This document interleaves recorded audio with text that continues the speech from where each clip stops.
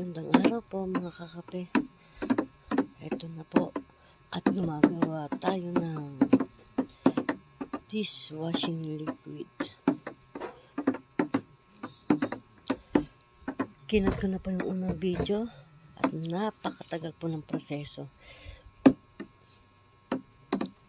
Dinidissolve lang yung mga ingredients.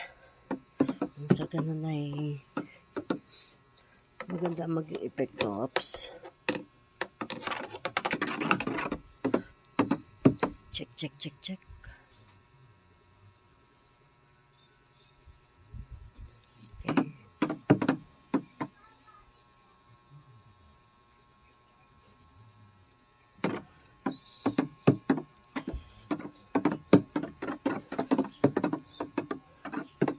Nalinis na rin ng kanyang takip. Kailangan malinis ang ating paglalagyan.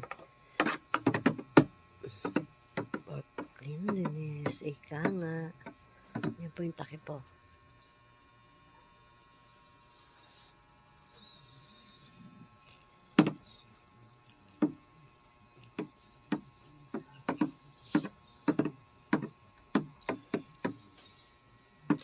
Tulong maraming pawis.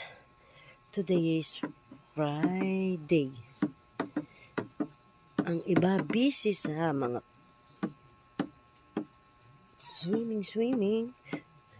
swimming. Baka naman dyan. Ang inyong lingkod, stay at home. Gagawa ng ating small business.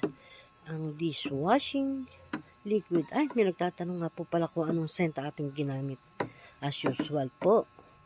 Para sa aking pangamoy, ang pinakamabango ay calamansi scent. Yan po ang aking ginagamit.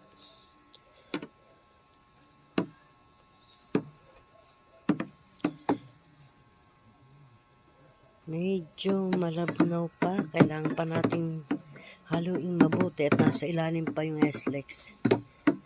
Tsaka yung salt, hindi pa siguro natutunaw.